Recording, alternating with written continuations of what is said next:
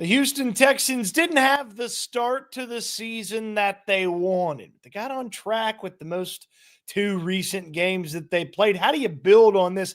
How do you make sure success sticks around for this Houston Texans team? Well, we'll go through every single position on this team and the hopes and expectations of that position heading out of the bye week, and how exactly did the Texans arrive at the 2-3 record that they have right now. We'll discuss all that and more, plus your comments, your questions, your joys and concerns as you get active in the comment section. Appreciate everybody for being along for Caffeine with Cody.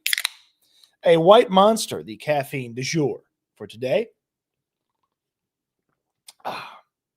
Pretty good. Typically, you save the white monster for, man, today's going to be a bleep show. Today actually been a fantastic day. Although, I will say, I feel like dry cleaning is much too expensive.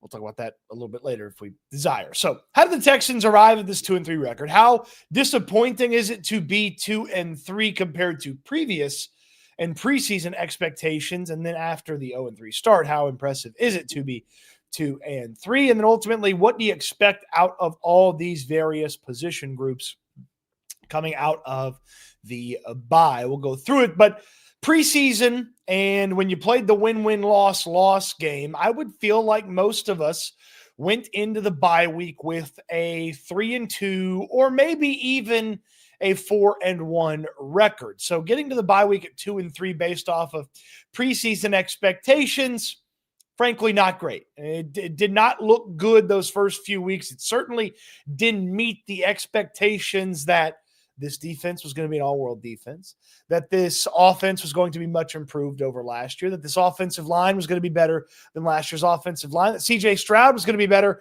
than last year's version of C.J. Stroud. You were going to get use out of those rookies. Those first three games didn't really showcase that. They did not possess those things that we wanted to see, and the Rams game, you could sort of understand that one. The Buccaneers game, that one was tougher to understand, though with a little bit more context, you understand the Tampa Bay Buccaneers are pretty darn good. Jacksonville felt inexcusable just because offensive ineptitude was fully and wholly, totally present throughout that game. But at the end of those 3 weeks, staring down an 0-4 start with a horrible Tennessee Titans team coming to town, you had to think, okay, well, they got a chance here to at least get that first win, but then the Baltimore Ravens loom, and then the Texans got a little bit of a break. They get that first win, they beat the Tennessee Titans, then they get the Ravens without, 5 of their 7 best players in that game, and they pound the Ravens, and they get to the bye week at 2-3. So while 2-3 before the season, when you played the win-win-loss game, when the schedule came out, when 2-3 might be disappointing from those standards, the way this season started and where it could have gone and where they could be as a team, 2-3 feels like one hell of an accomplishment by this Houston Texans team. It's a pretty good job to go out there, take care of their business, and get to 2-3. This is a team that in the past, certainly under D'Amico Ryans a couple of different times, they just haven't taken care of their business. You think back to Carolina and New York in 2023, New York and Tennessee last season, and they have had some moments here where it looks like taking care of business is going to be pretty darn hard. Texans ultimately have been able to do a pretty good job and take care of business after that 0-3 start. Look, it's a really bad Ravens team that seems to be falling apart at the seams. I mean, you've got Rashad Bateman contradicting John Harbaugh in the media. You've got injuries that are still lasting for that Ravens team. They're signing C.J. Gardner-Johnson to solve things. It's not good in Baltimore. That thing's falling apart. Tennessee, that thing's falling apart. It's not good. The Titans, I know they just won last week. They didn't really win. The Cardinals lost that game. So it's falling apart in Tennessee. You should beat those teams, and the Texans did.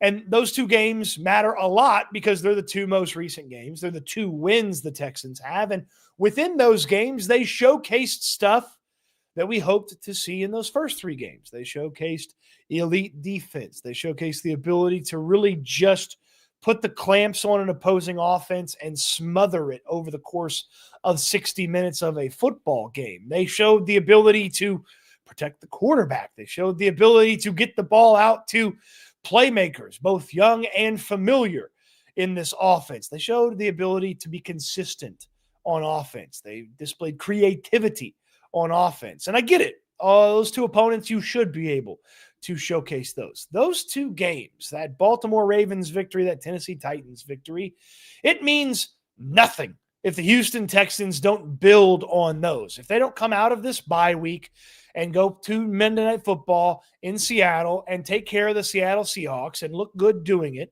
and look like they have an offense that you can count on in at least some way in a week-to-week fashion, or look like they have a defense that can really just snuff out opposing offenses.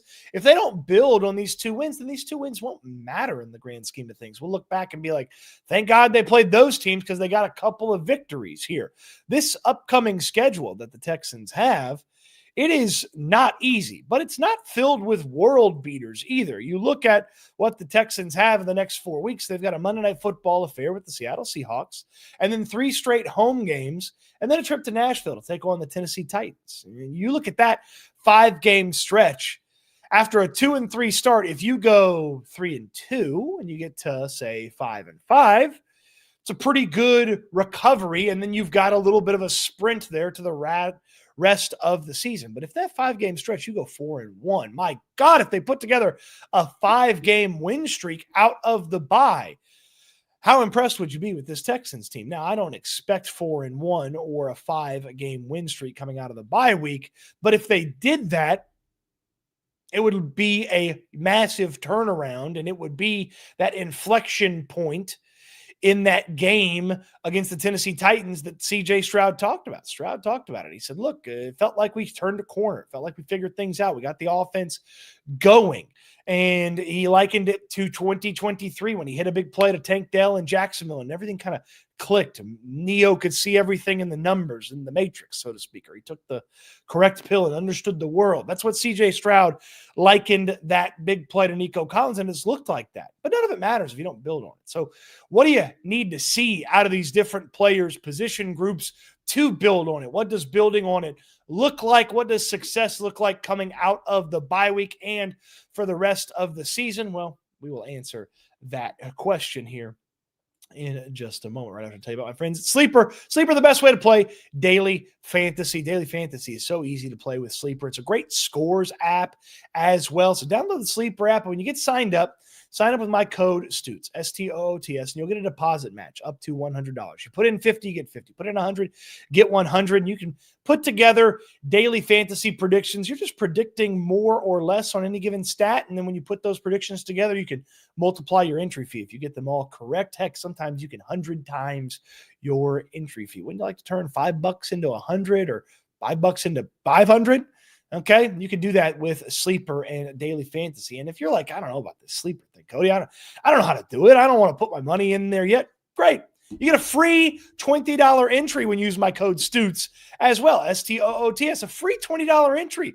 Turn 20 into 40, and then you got 40 to play with before you put any of your cash in there. You're just putting a couple of predictions together with Daily Fantasy, and Sleeper's going to give you that deposit match and that $20 free entry when you use my code STOOTS, STOOTS. There's a link in the description down below as well if you want to get signed up. Use the app. It is very, very easy and very, very fun, and it works as a great scores app. You can even play your fantasy football year-long leagues on Sleeper. I know a lot of leagues are moving to Sleeper for fantasy football. So you get daily fantasy, you get season-long fantasy. You got the best scores app around. You got a news section on the Sleeper app as well. It's a fantastic sports app, and it's great for daily fantasy. Use the code STOOTS, STOOTS. Terms and conditions do apply. Check out Sleeper's terms and conditions. Operational over 25 states, STOOTS. When you get signed up, you're going to get that free $20 entry. Play around with that first $20 entry, and then if you like it, you still get the deposit match as well. Appreciate my friends at Sleeper for sponsoring this video. Let's get to some of your comments, your questions, your joys, and concerns. Then we'll go position by position by position. What does building on success and what does building out of the bye week look like for those positions? So let's see. Good to see JB Allen, the Annihilator, in here. Sean's in, so won't be able to tune in, but I'll catch up later. Happy Friday Eve, everyone. A ghost straw bango for Caffeine with Cody. Appreciate you tuning in, Sean. JB Allen. Texans have skill players to run a successful offense, regardless of the opposing defense. Let's talk Texans. Swarm. Appreciate you, JB Allen. And then JB, very generous of you, my friend. Thank you so much. JB is a member to the channel. Members get early access to videos. Members are going to have some member-only videos and some access to some food reviews early and things like that. You want to be a member, plus you get access to the custom emojis in the chat as well. He's gifted 5 memberships for people. JB, really appreciate you for your generosity with the gifted memberships. Thank you so much. AJ's in.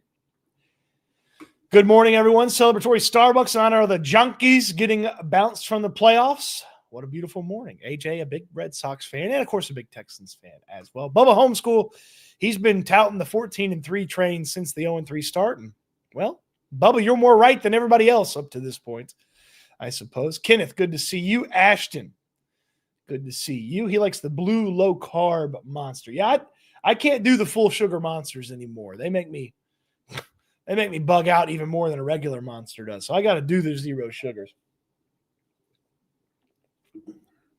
Oh, man. JB says, I don't follow baseball. I got to figure that the Jake Asman show will be a little sad with the Yankees loss. That and talking Jets, and I don't think Jake's too thrilled with former Texan Aaron Glenn as the head coach up there. Good to see you, Patrick. Kenneth says, biggest difference from this year and last year is we lost the close games. Last year we were winning the close games. Yeah, look, they had 3 really close games. They lost them. They usually won those. Here's the thing. Don't make them close, and you don't have to worry as much about them.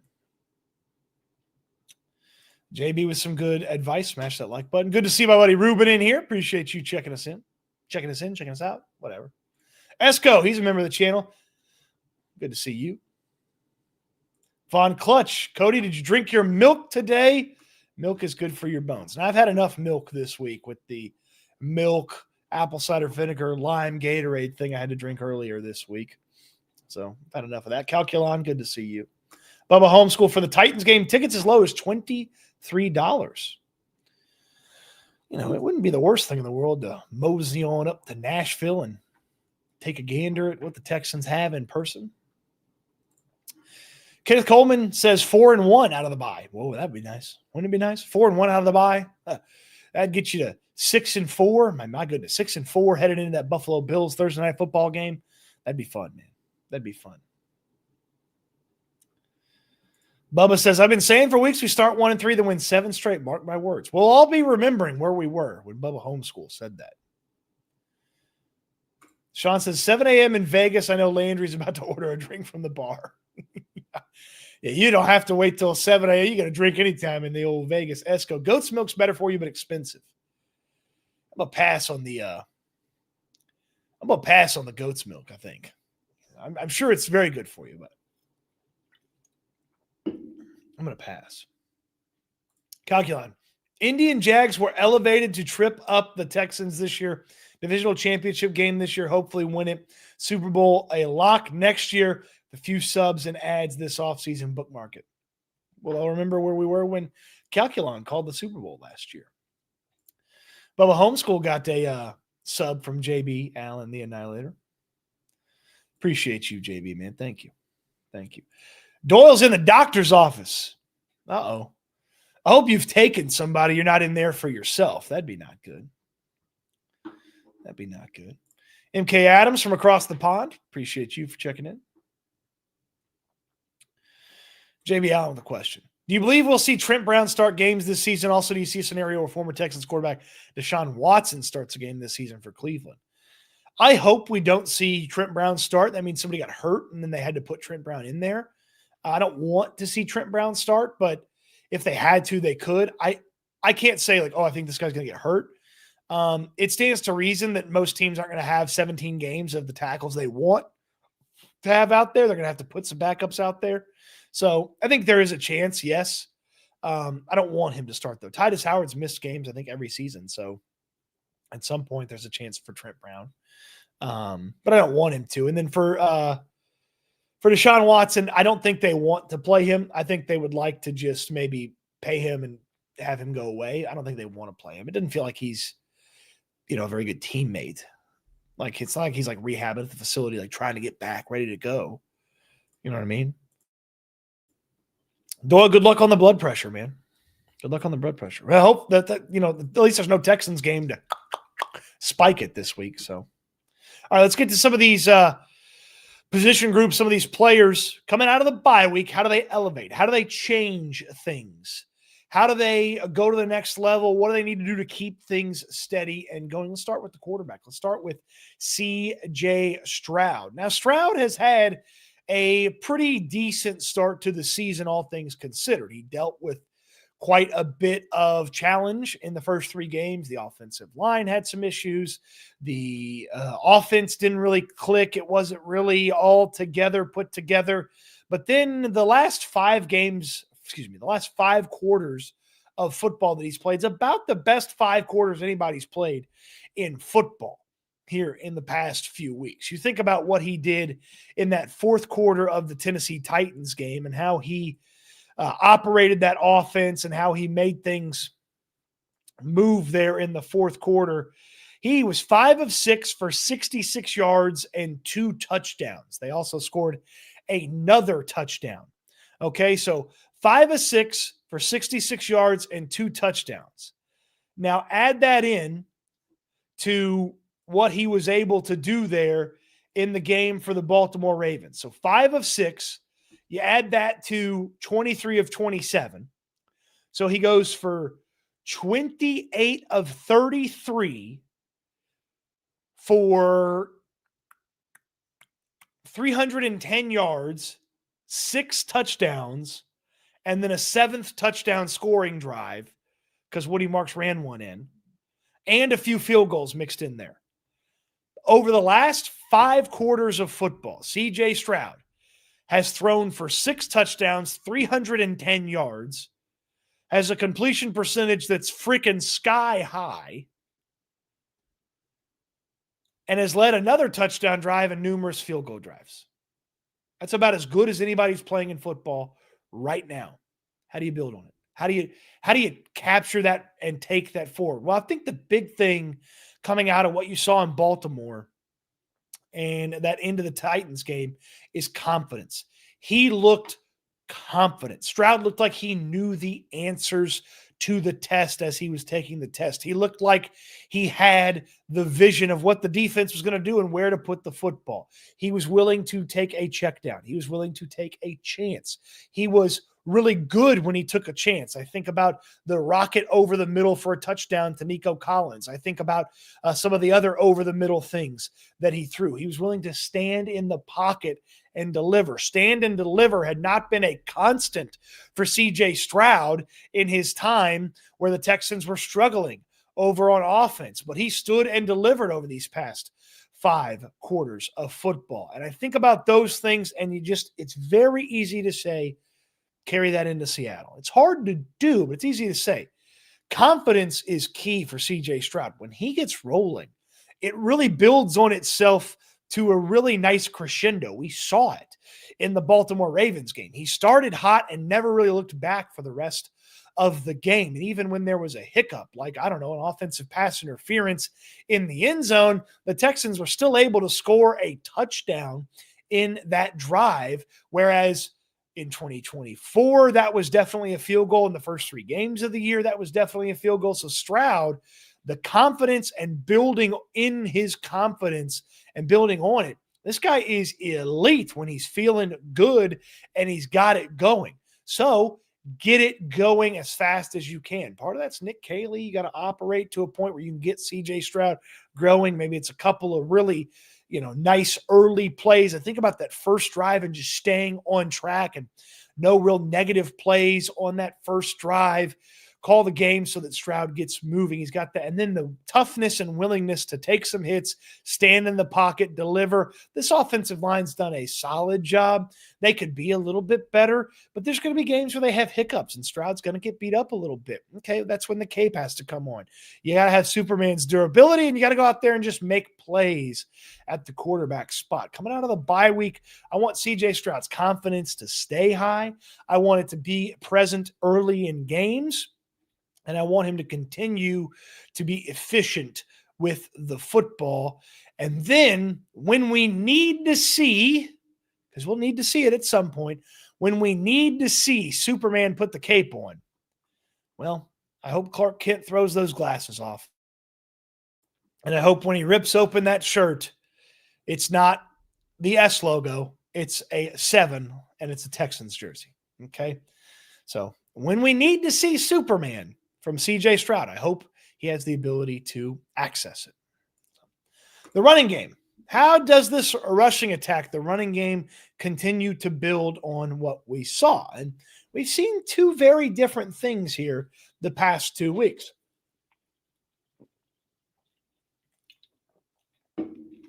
In the game against the Tennessee Titans, we saw a much more Woody Marks forward rushing attack. We saw Marks involved in the offense a lot more. It was the ability to bounce things outside, the wiggle behind the line of scrimmage to make losses into gains, to turn nothing into something from Woody Marks, the ability to catch the football out of the backfield. I know that's part of the receiving aspect, but it's part of using the running backs and how the running backs continue to build on this. And then against the Baltimore Ravens, they just wanted to be tougher than the Ravens defensive line, and they were tougher than the Ravens defensive line, and they beat them up, and they pushed them around, and they opened up holes for Nick Chubb, and he went out there and got some tough yards, had the really nice big run where he showcased some speed, turned the corner, took it to the house. It's a good job by Nick Chubb, a good job by the offensive line to get this going. How do they continue to build on it? Well, they've got to figure out how to best utilize those running backs and when to utilize them. D'Amico Ryans, I asked him about it earlier this week, and he said, hey, sometimes it's hot hand. Sometimes the game plan dictates who we're using. Sometimes we call a play that one guy's going to run, but another guy's not going to run.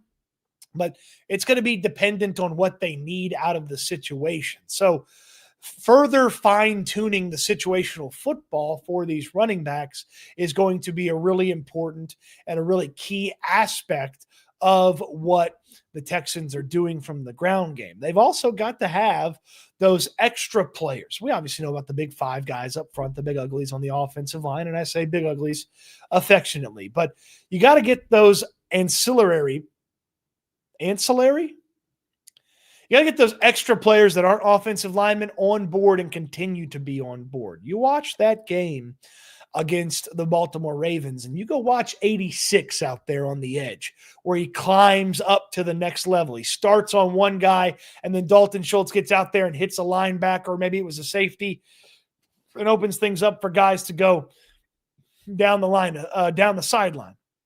You got to have good stuff from Dalton Schultz. You got to have good stuff from Harrison Bryant when they put him on the football field. When they ask British Brooks to block, he's got to be good. And those wide receivers have to continue to be willing and open to blocking out there on the edges. That'll open some things up on the outside and make things easier for Woody Marks to bounce things out, Nick Chubb to maybe turn the corner a couple of more times. And then when you do go in between the tackles, you need good wiggle from Woody Marks, and obviously you need the five big uglies up there. Seattle, not a super tough defense, but not an easy defense either. You're going to have to run the football against Seattle. And when you think about some of these opponents that they have coming up in the next 4 or 5 games, there's going to be some moments where you've got to give that defense of the Houston Texans a little bit of a breather. You got to give them an opportunity to exhale. Well, rushing the football, keeping drives alive,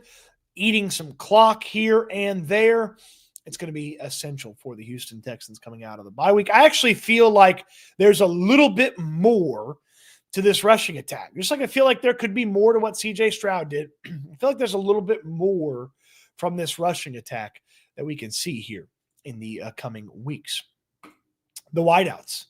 Let's see what the wideouts can bring to the table. So obviously the biggest thing for me when you think about these wideouts and the wide receivers is you got to get the young guys involved a lot more. You got to get the young guys involved a lot more. You've got to find a way to consistently use Jaden Higgins. You got to find a way to consistently use Jalen Noel. These guys can make plays for you. These guys can go out there. My nose hair is killing me right now. These guys can go out there and make plays for this offense. So further utilizing them, finding out more and more what works for them. You saw some really tough over the middle stuff from Jaden Higgins in the Baltimore game. Obviously, we saw the touchdown from Jalen Noel in that one. In what was a very nifty and well-designed play by the Houston Texans to get Jalen Noel out there, dump it off to him, and he gets the touchdown.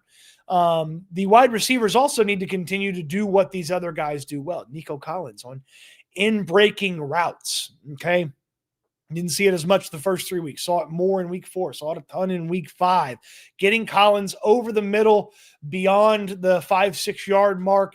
CJ Stroud is really good about throwing the football down the middle. Collins is good about running into the middle. He's tough. He's not afraid to be physical at the point of contact when he does catch the football. And there's still more to get going from Nico Collins. It feels like there's a little bit more from Xavier Hutchinson as well. I encourage you to go find the video of Hutchinson talking about his touchdown. It was a play that he and Nick Caley had talked about because Hutchinson's a little bit more of a Swiss Army knife. He does a lot of the blocking for the Texans at wide receiver. And Nick Caley said, hey, how about you fake block and then, leak out and then we throw you the football. Hey, next thing you know, that's a touchdown play against the Baltimore Ravens. This amongst any of the offensive groups, even among CJ Stroud and the running backs, we'll talk about the tight ends and the offensive line. This more than anything, I feel like is the position group that has so much more to offer than what they have shown through the first 5 games. We saw a little bit more of what they can do in the Ravens game. I'd like to see a lot more of that. Spread it around, utilize guys as necessary, and when you need that bread and butter, there's 12. 7 finds 12 there across the middle. There's your wideouts here. A couple more about the offense. We'll get to some comments, questions, joys, and concerns, and then we'll flip into the defense. The tight ends, hold steady, man. Just hold steady. Improvement is not necessary out of this group. Just hold steady if you are the Houston Texans tight end group, because eventually I feel like help is coming, either in the virtue of Cade Stover returning from his foot injury or the Texans make a trade at the trade deadline for some tight end help. But I feel like help is coming. So they've got to just hold steady. They've done a pretty decent job blocking at the tight end spot. Schultz is a much better blocker this year than he was last year. Harrison Bryant's had some bad moments and some good moments, but there could be a little bit more out of him. They don't really use Brendan Bates that much. We haven't seen him play when the game is in doubt much, if at all. So wouldn't expect a lot more out of him, but Schultz has been solid in the pass game. He's been a trusted player in the run game.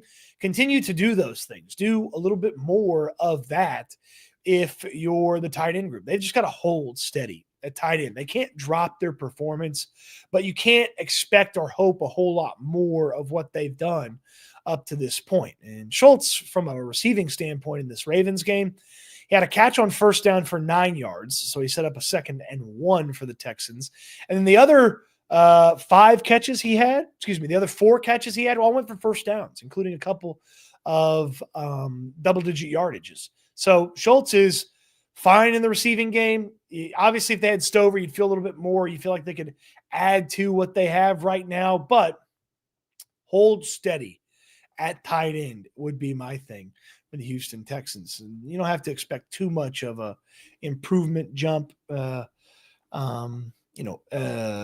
expansion of what they do from the tight ends. Let's talk about the offensive line. Well, what can you say about the offensive line? If you thought they had no chance to be better than last year, then they have proven you wrong. Now, they're slightly better, but slightly better was the hope. It was the goal. You couldn't turn this into one of football's best offensive lines in just one simple offseason, but you had to get better than last year. Again, I've said it time and time again. The 2025 season was about the floor of the offensive line, not about the ceiling. Well, the floor is higher for the offensive line. They improved over the first 4 weeks. They held pretty steady from week 4 to week 5 from a quarterback pressure percentage. They still allowed a couple of free rushers and a couple of sacks. That will happen from time to time. You do not have the most talented pass blocking group by any means, but they've done a good job putting together 5 guys that they seem to trust, and these guys are playing some pretty good football. Nick Caserio said it's the best football of Titus Howard's career so far. He's been really solid over there at right tackle. At left tackle, Ariante Ursary, the rookie, he's had certainly some up and down moments throughout the course of this rookie season. So there's lots to like about Ariante Ursary from the first few weeks. There's definitely things to clean up. He's a rookie left tackle that's played 4 games at left tackle in the NFL. There's going to be a lot of growth to him, and he's probably the offensive lineman that you circle and you think about and you project, hey, this guy's got something. Let's see it a little bit more coming out of the bye week. And then the interior. Left guard, it seems like it's going to be Drew Scruggs here for the next few weeks. Continue to add to it. He said in the preseason, as he got more reps, he felt like he improved and got better. Well, maybe that happens in the game. As he plays a few more games, maybe he levels out, raises his floor at the left guard spot, and can be a guy that put together some impressive plays. He's had some nice pass blocking moments. I think he'd like to maybe move some more bodies in the run game, but offensive linemen always want to move bodies in the run game. And then 2 guys that have been super impressive on the interior. Let's start with Ed Ingram, the number 2 rated offensive lineman in Pro Football Focus's offensive line rankings right now. One of the top guards I guess he's number 2 amongst guards and number 2 among offensive linemen. Let me see that. I have it right here. No, 2 amongst guards. I think he's 8th amongst offensive linemen. His run blocking is one of the best stats in all of his run blocking grade, in Pro Football Focus, one of the best grades in all of Pro Football Focus. His pass blocking has not been bad. And my big thing I would tell you about Ed Ingram at that right guard spot, I haven't noticed a lot of Ed Ingram. I haven't watched and noticed 69 a ton over the course of these first 5 games. Now, he's only played in 4, but over the course of these first 4 games that he's played, I haven't noticed him a lot. That's good. That's good. You haven't noticed a lot of Ed Ingram, and that's probably a big improvement when last year we could all point and laugh at Shaq Mason because he wasn't getting it done. And then Jake Andrews at center, he's been very solid. For a guy that hasn't played much NFL football leading into this year, and then he wins the job in training camp, finds himself with an opportunity here. Again, 4 of the 5 games played by him. He's got a really good Pro Football Focus pass block grade. The run blocking could get a little bit better, but he's not a road grader. He's not moving a ton of earth out of the way there at that center spot, but he's been good at the pass blocking. He hasn't allowed a ton of that pressure up the middle. He's had some pretty decent challenges here in the past few weeks. So it's been a good job by Jake Andrews. And overall from this offensive line, I'm impressed they've come together so quickly here after the rough start. They really improved from certainly week 1 to week 5. It was a big jump, but even just 2025 from 2024, there's been an improvement as well. So like what I've seen from the offensive line, how do they put it together? How do they build on that going forward? Well, I mean, it's pretty simple. You've got to maintain with the hope that if Ursary gets a little bit better, Scruggs gets a little bit more comfortable, they could raise this offensive line just a little bit more as well. Again, we expect and hope a lot more out of the wide receivers. I think there's a little bit of hope with this offensive line that it could have a little bit more. And again, I still feel like incremental improvement with the offensive line could lead to massive results here for the Houston Texans. And hey, just keep CJ Stroud comfortable back there in the pocket, because when he's comfortable and confident, he's a good quarterback. Okay, let's see what the folks have to say. Your comments, your questions, your joys, and your concerns.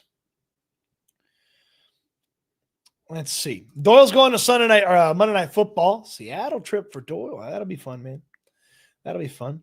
Tay asks a question, with Blake Fisher being as ass as he has been, do you see him possibly being on the trade deadline block? My question would be, why do you trade a guy at his lowest value? There's no value out there for Blake Fisher. Somebody gets him and gets to turn him into a reclamation project. No, you can't play Blake Fisher right now because he's not a good football player, but the hope that he could improve, the hope that he's getting coaching, that he's maybe getting better behind the scenes, that has to still exist there. I mean, I wouldn't put him on the field anytime soon. I'd put Trent Brown out there before him, but I'm not in favor of jettisoning guys via trade at their lowest value. Now you get to the offseason, you don't see it, you don't feel it, get rid of him, trade him for whatever.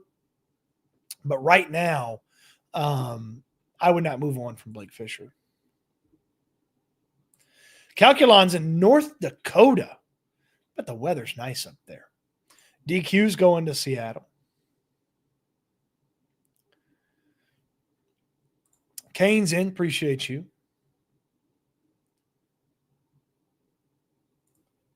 Calculon had a Texans heavy fantasy football situation last week. 21 Savage. How can this O put out 70 points in 5 quarters but not score from the 1 yard line in 4 plays? I don't understand. Yeah, sometimes you're in your own way, man. Sometimes you're in the fourth down. I mean the 4 plays from the 1 a couple weeks ago, that was not great. That was probably the low point of the offense, really, to start.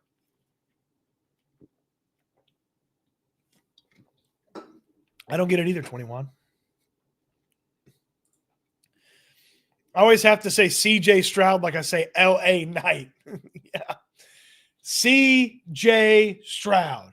L.A. Knight. I like that JB's a wrestling fan. All right? Yeah. The wrestling people will get that. The other people will think I just have a weird tick. Ken Coleman. Think they said his completion rate was 85% against the Ravens. That is correct. 85 against the Ravens, 23-27. 2 drops, 2 good defensive plays. So no CJ Stroud-centric incompletes in this one.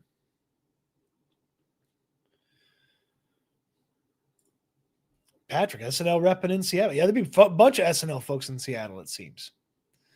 I think, Patrick, you said you were going.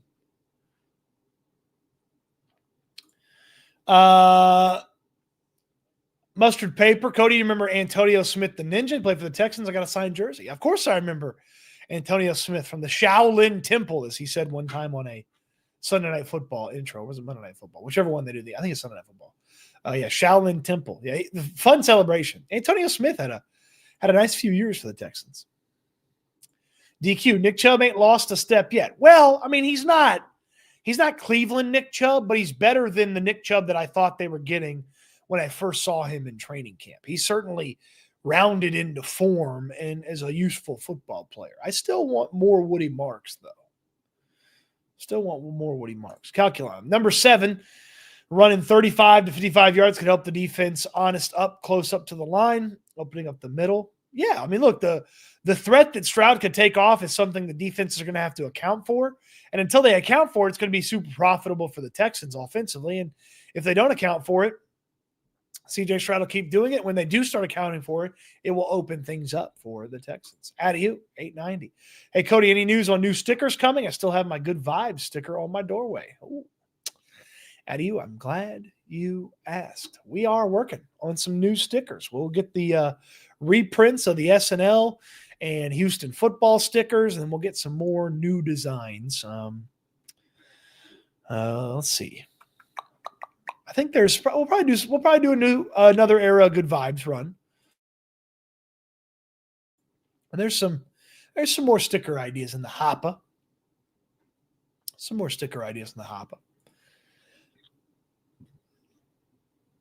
JB Allen, Nick Chubb's been pretty consistent with his running this season. Not stellar, but consistent. Exactly. Any news about Mixon? Yeah, no news is bad news, I would think, about Joe Mixon. So no real news. Gridiron Sportscast. You got to bring Alpha on the show. Alpha Aaron. I'm going to be on TV with Alpha Aaron this weekend on KPRC, Channel 2. So Alpha Aaron is going to hit the TV screen with you on Channel 2. So be on the lookout for that Sunday night. Adrian got my coffee ready for Caffeine with Cody. Yeah, I had the monster today. Adrian, appreciate you checking in.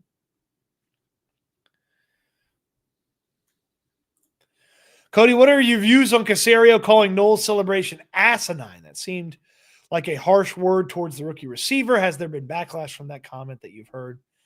Look, there's got to be somebody who's got to be the not fun teacher, and there's got to be somebody who's going to be the fun teacher.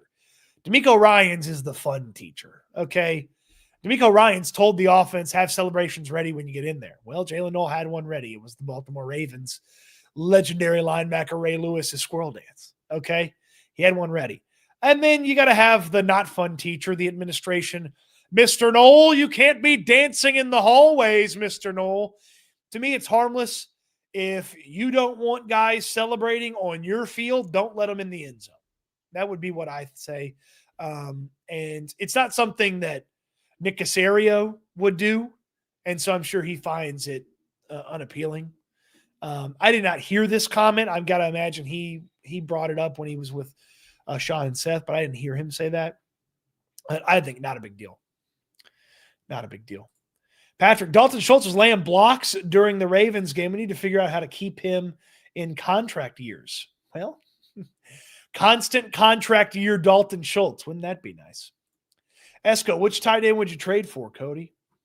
I'm glad you asked, Esco. No check marks tomorrow. Friday, we usually do the check marks with no opponent, no check marks. But the show tomorrow, trade show. Trade target show tomorrow. We'll have some trade targets for you. I'll give you a peek here, Esco, though. David Njoku from the Cleveland Browns. Chewy, I'm late, but I made it for some tight end talk. We all love talking about tight ends. Slightly better for the O-line is vindication for everyone asking why they let Laramie Tunsil go. Yeah, that's something too. Let's play this game. Let's go see how look, Laramie Tunsil, I went and checked his Pro Football Focus ratings. Obviously still very good.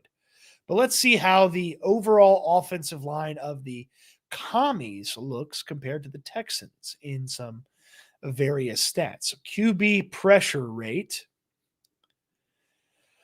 How about this for a little bit of a fun fact for you? As I sort by pressure rates. The Commies allowing a 31.8% quarterback pressure rate. The Texans, 33.3%. The Commies have allowed 56 pressures this season. The Texans have allowed 58. The Commies have allowed 11 sacks this year. The Texans have allowed 12 sacks this year. Now, it's worth noting when you think about the Commies' offensive line, obviously they've got Laramie Tunsil out there at left tackle. They've also got a first-round pick, a player selected before Ariante Ursery on their offensive line in Josh Connerly Jr. at right tackle. And Josh Connerly Jr. has been one of the worst rookie offensive linemen, according to Pro Football Focus, in the first few weeks. They've got a couple of guys here on the interior. They got Andrew Wiley that they signed from Kansas City, Tyler Badat, I don't know how to say his last name.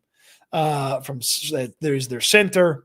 They got a guy they drafted in the 7th round a few years ago as their left guard. So not markedly better on the Commies offensive line. But yeah, good point, Patrick. Chris H., I apologize I didn't see this sooner. Is it true the Monday Night Football game might change date if Mariners play same day? Heard traffic issues since stadiums are close to each other. It still exists as a possibility, Chris. It is, well, from what I've been told, extremely unlikely about the issue with the baseball stadium being so close to the football stadium. So the possibility still exists, Chris, but the issue is extremely unlikely to show up. And of course, the Mariners have to advance for that to even be the case, and they are far from guaranteed to advance. Of course, the Trident got put away last night by the Motor City Kitties, and the Tigers will have their best pitcher on the mound in Seattle against the Mariners for Game 5, the deciding game of that series. So we'll find out if the Mariners advance tomorrow. And if they do advance, then the game is actually, now that I look at it, I don't think the possibility exists, because the ALCS would start in Toronto. So actually the possibility doesn't exist anymore, Chris. I think we've eliminated that. So yeah, there we go. Thank you for asking. That's actually a good question, Chris, because that was something that was a potential pop-up there. Okay, I'm going to catch up on the things. We still got the defense to get to. Before we get to the defense, though, let me tell you about the TDECU Texans debit card, TDECU. Membership required, insured by the NCUA, but they want to give you 15% off your online order at the Texans team store. From a hat to a jersey to a new car emblem. Maybe you want the little flag that you put up in the window. Maybe you want a big flag so you put it out there in your front yard. Whatever is online at the team store, you're going to get 15% off. Use that Texans debit card from TDEC. You can find out all the information and even start getting signed up with TDECU online at tdecu.org/Texans. You can see that beautiful, fantastic Houston Texans debit card from TDECU. You're going to love what TDECU brings to the table, because not only do you get those perks, you get so many more. This is not your typical place where you put your money. Your credit union, okay? It's not just a slogan. They work for you. The perks, the advantages that you have at TDECU when you're a member at TDECU, you put your money with them. It is unlike any of the other places where you put your money. And you're going to get that beautiful Texans debit card, that great new logo that the Texans have. That H-Town blue H is going to be right there on your debit card, and all the fantastic perks that TDECU offers. They are constantly working to offer you more than anybody else, any other place where you put your money. So 15 greater Houston area locations. You can go walk in and get signed up. You get the process started online as well and get that Texans debit card. Find out more at tdecu.org/Texans. We appreciate our friends TDECU for being a sponsor this football season. Patrick Ding says, I'm okay with us slowing down the fourth quarter as long as us switching to the garbage time script and not Bobby getting out adjusted. Yeah, that happened a few times.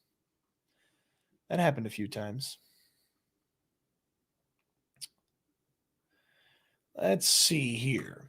I hope Tay Ursery can improve this season to the point he can block pass rushers without added chips from tight ends, running backs.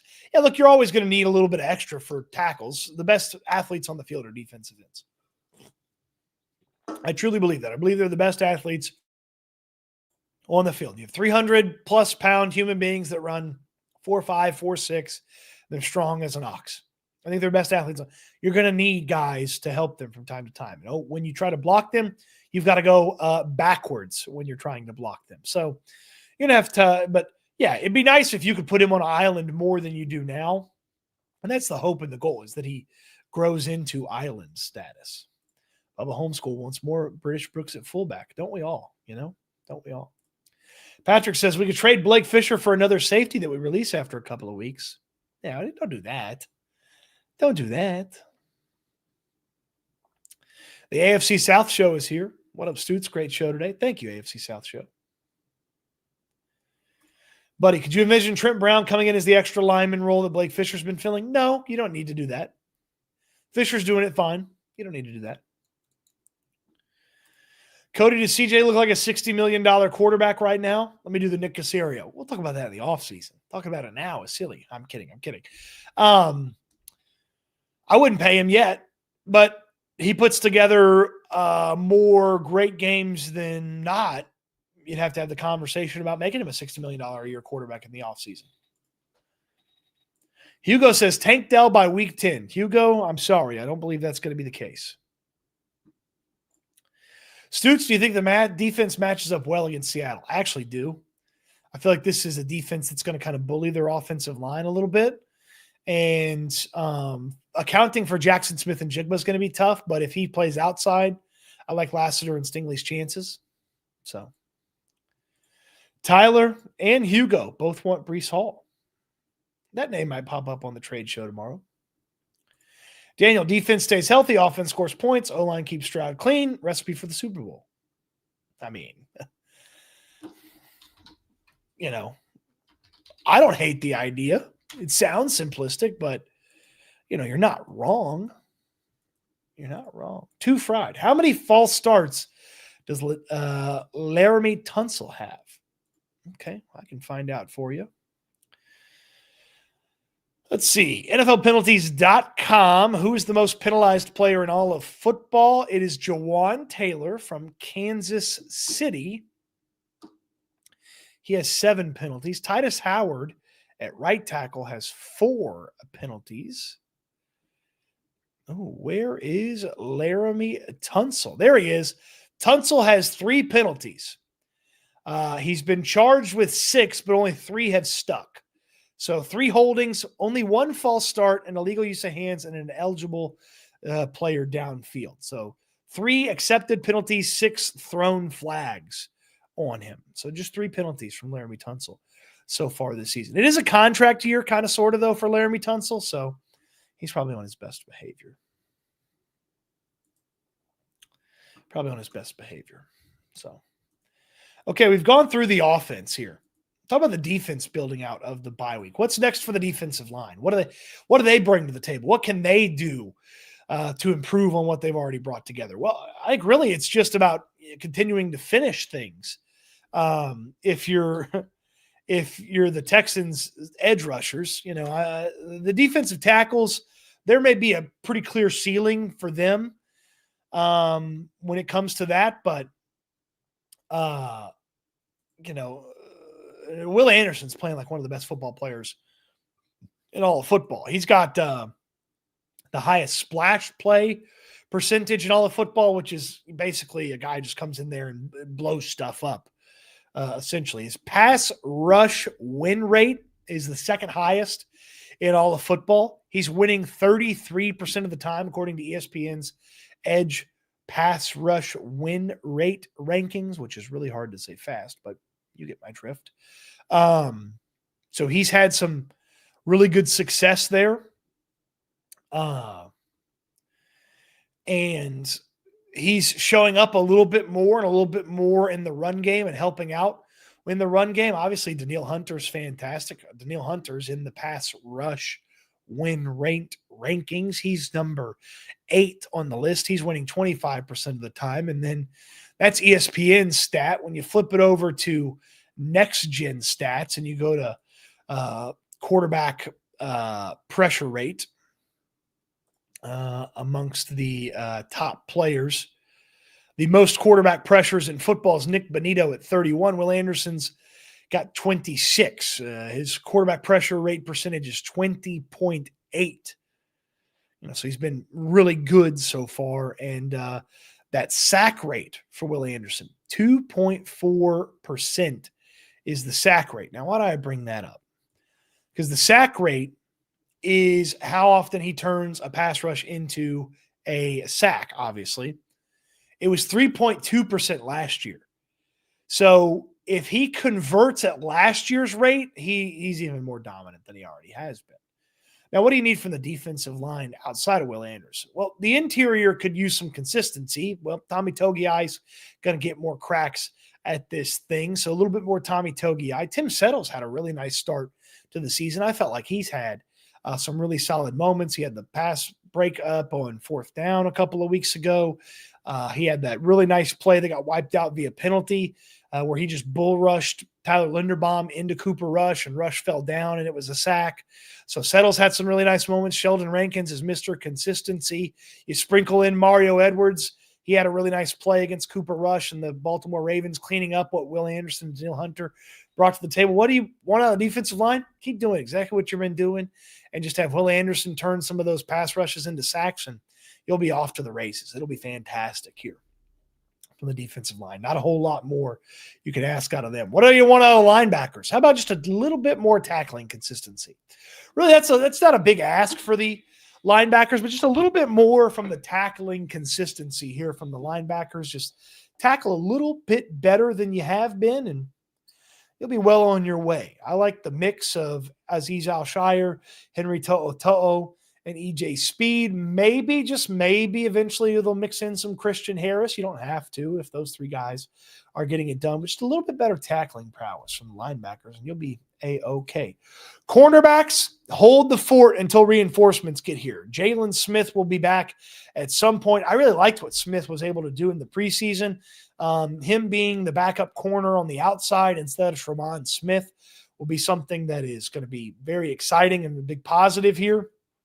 So he'll be back eventually. I don't know that it's still a couple of weeks away, but when he gets back, that strengthens the cornerback room. And then coming out of the bye week, if Stingley's back to full health, he's back to 100%, that goes a long way for the Texans when it comes to that. Notice the defense, there's a lot less conversation here about the defense because they've had a really nice start to the year, and they are one of the best defenses in all of football. And in fact, their points allowed is an NFL low 12.2. And 12.2 is 5 points better than the number one team in 2024, 4 points better than the number one team in 2023, and 4 points better than the number one team in 2022. So if they keep that all year long, oh boy, that'll be nice. The safeties, hey, get healthy. Jalen Reed is very close to coming back. Eventually, Jimmy Ward will come back to the table. And then for Kalen Bullock, maybe the defense hasn't allowed him to do this, or maybe they haven't forced opposing teams into that situation just yet, but I like to see a little bit more of the ball hawking that we've come to expect from Kalen Bullock. So Bullock's ball hawking abilities, if they show up coming out of the bye week, that's how the safeties improve on this one. We'll get to a little bit more here in just a moment. Right after, tell you about my friends at Texans Turf. Man, Landry's backyard is nice. I don't have a yard here where I live, but I've been trying to convince Mama Stoots. I'm like, hey, around the pool, wouldn't some turf look nice? You don't have to worry about weeds. If you got that turf over there on the backside up against the fence, Mama Stoots, what do you think about that? All those bugs that you hate dealing with, all those ants that you hate dealing with, that all goes away if you put turf on the back there. She's like, all right, send me the website. I sent her texansturf.com, and she's like, wow, they do a lot of work. They do a lot of different things. If you have a business out front, you don't want to worry about your business curb appeal looking bad because your grass is brown, or you got to throw down some Texans Turf. You got a rent home. You don't have to worry about going over there and taking care of another yard on top of your yard. Throw down Texans Turf. You can go look at all the fantastic stuff they've done at TexansTurf.com. You can schedule that, a free estimate right there on the website. And as the slogan right there on the screen says, always clean, always green. Year-round, a green yard for you, and it's customized to exactly what your yard wants to look like and what you need it to look like. Plus, wouldn't it be nice to walk outside, work on your short game in your very own putting green in your backyard? Wouldn't that be fantastic? Texans Turf can do that for you. Visit them at TexansTurf.com. Check them out. When you check them out, tell them Cody Stoots and Landry Locker sent you. What do you need more out of the special teams? Don't miss kicks. Continue to cover well. Jalen Knoll continues to take care of the football. They cover well on kickoffs. Like they're one of the best special teams units in all of football. They're the number one EPA special teams. So EPA is a stat that's used to measure the value of each individual play. They're the number one EPA special teams in all of football right now. Keep that up. Keep that up.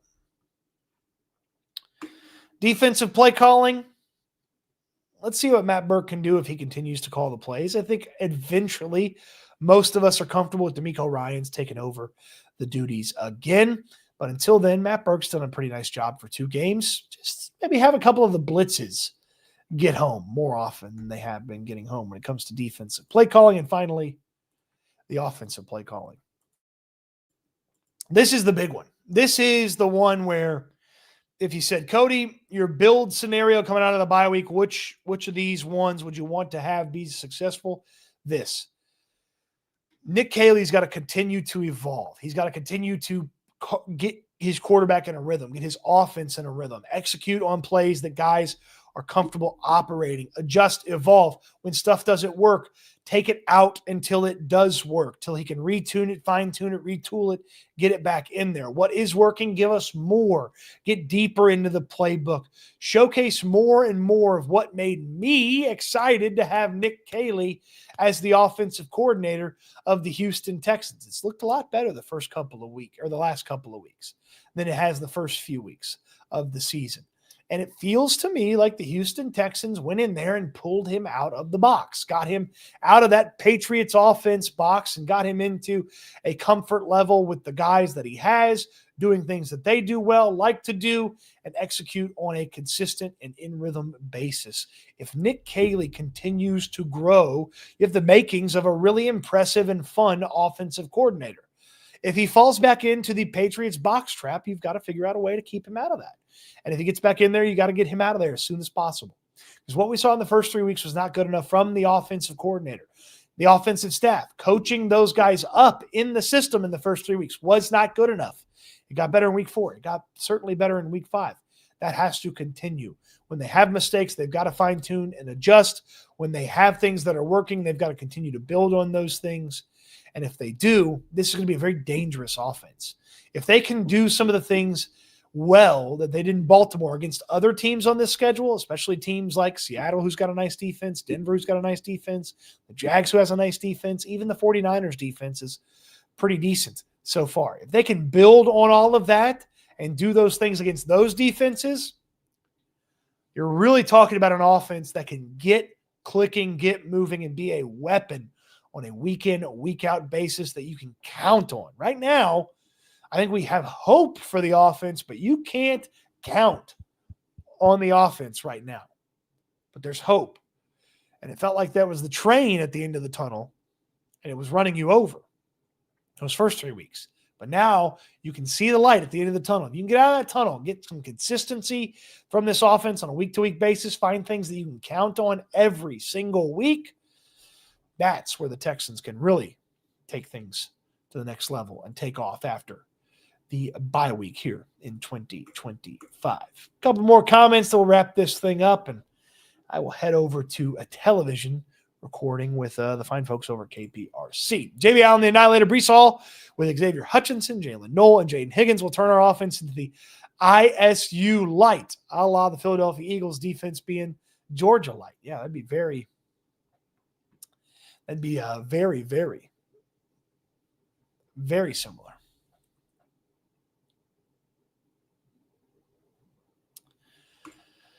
If the Texans trade for Breece Hall, would that make Woody Marks stay running back 2 since he seems a better fit for it than Chubb? Do you think Chubb would take that spot? Is Breece Hall enough? We don't need a committee. I think you just find ways to use all those guys. You find ways to use Breece Hall. You find ways to use Woody Marks. You find ways to use Nick Chubb. I think you just find a way to use all of them. Patrick Martinez got to figure out how to get David Njoku tied in from the Cleveland Browns here. That's a popular name, certainly. C.J. Gardner-Johnson leaving helped the defense? Yeah, it did. Caley's play calling in the red zone is light years ahead of Slowick's. It's looked better the past 2 weeks, certainly. And that Ravens game, he had some really fun stuff in the red zone. Really fun stuff. The Jags and Colts have had such a great start. That is what worries me. You get 3 more cracks at those guys. You get 1 more against the Jags. You get 2 against the Colts. Take care of your business in those 3 games, and their start's going to matter a little bit less. Indy's not keeping this up. They haven't beat anybody worth a damn. Okay, they snuck past the Denver Broncos in a game where they threw up all over themselves for most of it, and then Denver made a mistake at the end and cost them the game. The other games the Colts have beaten, Dolphins and the Titans, and somebody else who stinks. So the Colts have not been super impressive. I know statistically it looks good and the record looks good. They haven't beaten anybody of note. If we're going to use that standard for the Texans, why don't we use it for the Colts? I actually feel like the Jags have been better than the Colts. I know that the records are similar. I feel like the Jags are better than the Colts right now. Buddy Jackson, seeing Gray Zabel is going to feel like going to an ex's wedding who you are still in love with. Gray Zabel was a favorite of mine here in the most recent NFL draft. I didn't expect him to go as high as he did here to the Seahawks. He's been fantastic for them as a rookie interior offensive lineman. But yeah, it's going to be, all you can hope for is Tim Settle just ripping his head off and, making it seem like, we're not missing anything. MJ Stewart's had a really nice impact. Really nice impact. Hugo would like a little bit more at defensive tackle. Hugo, I might have a name or two for you tomorrow. JB Allen, the Annihilator, I believe Tate Ratledge in Detroit has looked better than Gray Zabel in Seattle. So Tate's had some nice moments. In Detroit. I wanted to say Denver, but I knew that one right. Tate's had some nice moments in Detroit, but Zabel's been more consistent. So taking a quick gander here. Here's a you want a fun fact here? I'll pull it up for the folks. I think you guys should see this. And this is a fun one here. Let's pull this up. This is Pro Football Focus's rookie rankings. So pass blocking. Will Campbell, top offensive tackle taken. Josh Simmons obviously was highly touted if healthy. We all know my feelings on Josh Simmons. Mimbu's been the best overall rookie lineman. Donovan Jackson, we know what he's brought to the table. He's actually been dinged up. Fairchild's had some moments, but it's kind of started to stink there for him. You can see here. Kelvin Banks has had a couple of rough moments here and there, but there's some stuff to like there. Ursery is ahead of Zabel and Ratledge in pass blocking. Now, obviously, they play interior and he plays the tackle spot, but he's ahead of them in pass blocking. Now, obviously, in run blocking, they have a little bit more success. This is just the PFF grades. Doesn't say everything. Now, Ursery's allowed 4 sacks according to PFF, and he's only been charged for 7 hurries. Look at the hurries here. 13, 11, 11, 10. Pressures are not good. 14 pressures, but, Simmons is allowed 12. Hell, Campbell's allowed 10. So these rookie rankings, they're very favorable to Ariante Ursery, and he spent a lot of time down here. This one hurts my heart because I like Jonah Savanaia. He's got a 0 for pass blocking. I don't know how you do that. That's honestly impressive.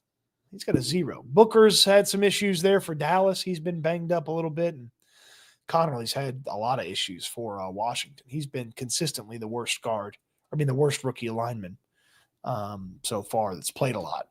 I guess Savanaia actually is that now because of the pass blocking, but I liked Big Jonah, so that hurts me a little bit. But there's some PFF grades for you. For whatever you think PFF grades matter or don't matter.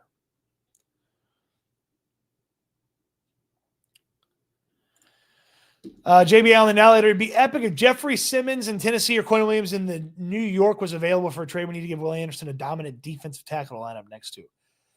I think both those guys are too expensive, and I think that both those teams would be total idiots to trade either of those guys. So I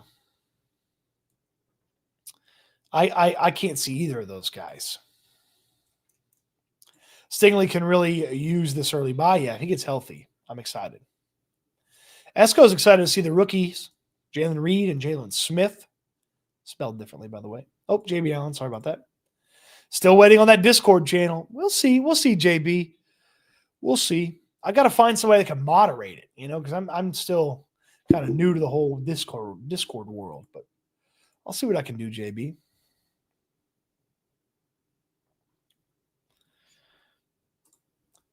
Cody, how confident are you these last 2 weeks weren't flukes? I'm pretty confident they weren't flukes.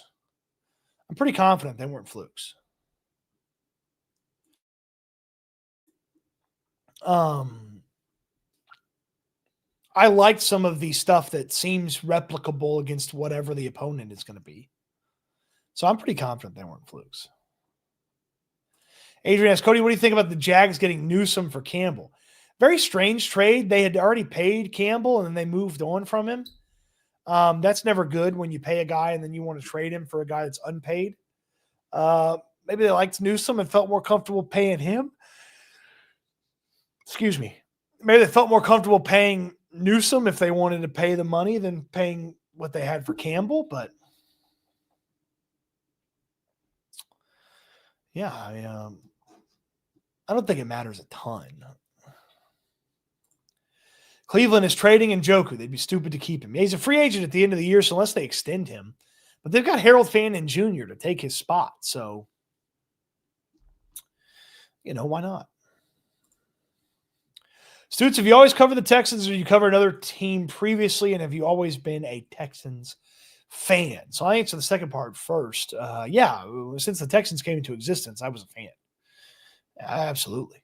I can remember sitting in the living room watching them beat the Cowboys for the first game in franchise history. We gave my history teacher, Mr. Mitchell, a world of hell because he was a Cowboys fan and a very loud and proud Cowboys fan. And they lost to the Texans, and I think we had a wager with him that if the Texans beat the Cowboys, we got recess for a class instead of having to do history class. But Mr. Mitchell was a fantastic history teacher. Probably where I sparked my love for World War II is mostly where it is. But I also like World War I. He did a great job explaining World War I and how important World War I was. But his World War II conversations and learning about World War II with him was, it's one of the reasons I love learning about, that first 50 years of that century so much is because Mr. Mitchell was a great teacher and he was a big Cowboys fan. And I think he had to give us recess because instead of class that day because the Texans beat the Cowboys. So I've always been a Texans fan. Did I cover a previous team? I covered Texas Tech and Lubbock. It's like I wasn't like in Dallas covering the Cowboys or in another city covering another NFL team, but I covered Texas Tech and Lubbock when I was still in school. And then when I got out of school, worked in Lubbock still, and then came to Houston. And I've covered the Texans in some way, shape, or form in Houston since I got back in 2014. So it was like I did reporting for the radio station. Then I was a midday show host, so I would only go out to the games because all the stuff happened while I was doing the show. Then I did some reporting stuff for ESPN 97.5. And then I've been doing what I do now for 3+ years. And even when I was on the radio, I was still going to training camp as much as I could. So I love going to training camp. And I still, to this day, I'll put my training camp coverage up against anybody. Nobody's dropping 1,000 words a day on training camp, except for me. Colts have an easy schedule. Yeah, to the back end. It's a little tough for them on the end. Colts dominated the teams they should, though. Sure.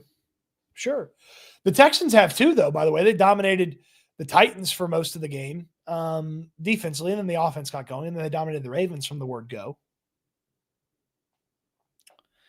Luis says, riding the roller coaster of the Texans season feeling really high right now. Hopefully we don't come crashing down after the Seattle game.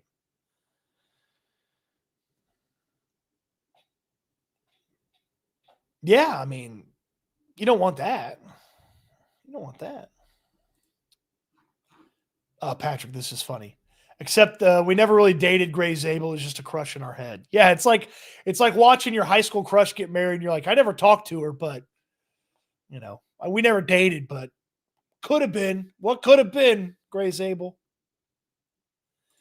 Yeah, end of November is the first time they play the Colts, and then they play them again at the end of the season.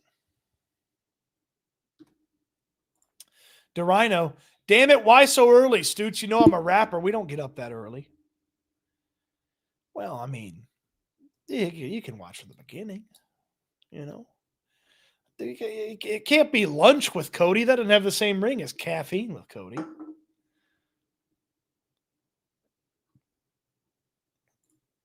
Play the Titans twice before the Colts. You play the Jaguars twice before the Colts. The Colts are your final 2 AFC South games. Good to see you, Tazewell. Are we dismissing the Titans being total idiots? I mean, they are. I mean, I still believe they are the parachute for Bill Belichick. I believe they are the parachute for Bill Belichick.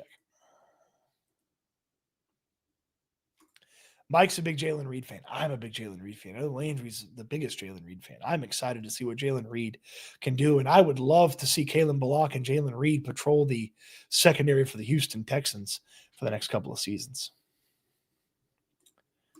I thought the TD Denoll was a great play call. I like that too. Hope they don't throw away a second or third round on a 1-year rental player like they did on Diggs. Yeah, to be fair, when they traded for Diggs, it didn't have to be a 1-year thing. They turned it into a 1-year thing. But yeah, no, I understand what you're saying. How do you feel Jordan Davis as the Texans trade for interior D-line help? I don't think the Eagles would trade him. They need him, so I don't think they would trade him. Is Amir, does Houston have a subpar Italian food landscape? I've actually talked with many restaurant owners about this. Italian food is Houston's weak spot. There's some really good pizza places. Obviously, Spanky's will be there a week from tomorrow. Come out and see us for the live broadcast, 3 until whenever. The live show starts at 4. But yeah, as far as Italian food, I feel like that is the weak spot here for the city of Houston when it comes to the food landscape. I do like Polly's. Patrick, that is a good suggestion. I do like Polly's. A good job there. I went on a date at the wine bar next door to Polly's one time. Drank a crap ton of wine that night. So, all right. Caffeine with Cody. Wrapping up here. Working on stickers. Working on hats. Meeting with my hat guy this week. So, working on hats, flex fit hats, trucker hats, all sorts of different kinds of hats. So, a little hat coming in the future. Stickers coming in the future as well. And SNL today. KPRC this weekend. Hope everybody's enjoying the bye week. Hope you have a fantastic Thursday. Friday is great for you as well. Trade show tomorrow. We'll talk trades, trade targets, what you'd give up for them, things like that. So that's the show tomorrow. It's my hope for you. It's my charge for you as well. We end the live streams the same way each and every time. I want you to eat good. I want you to sleep good. I want you to be good. We'll talk Texans again soon. Thanks for watching, everybody.